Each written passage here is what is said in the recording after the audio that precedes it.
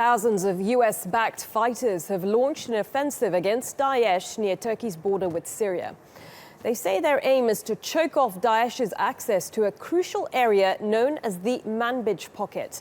According to activists, the YPG-led coalition called the Syrian Democratic Forces has captured 16 villages in the past 24 hours. At least 15 civilians, including 3 children, have been killed in airstrikes by the US-led coalition. The Syrian Democratic Forces consist of 80,000 fighters who mainly fight Daesh in northern Syria. Let's take a closer look at who exactly is in this group. Well, Arab fighters represent 25% of this group, while the largest faction is comprised of the YPG, the Syrian branch of the PKK terror group. The Syrian Democratic Forces control about 1/3 of Syria.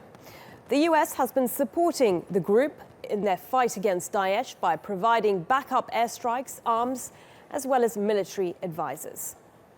Our reporter Andrew Hopkins has been following developments from the Turkish border city of Gaziantep. This offensive by the Syrian Democratic Forces in conjunction with US-led coalition airstrikes is important because the Manbij pocket effectively is 2 towns, Manbij itself and Al-Bab, and these are both controlled by Daesh, and they're on an important supply route from the Daesh capital Raqqa to the Turkish border, and that's where Daesh has been firing rockets into Turkey itself.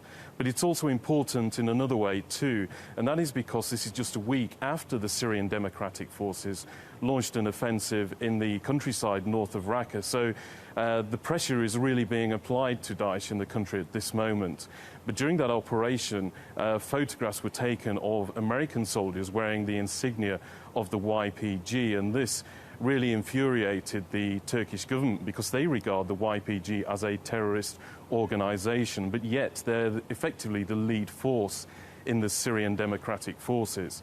This time, the US military says that it's going to be Syrian Arab fighters who are going to be leading this operation.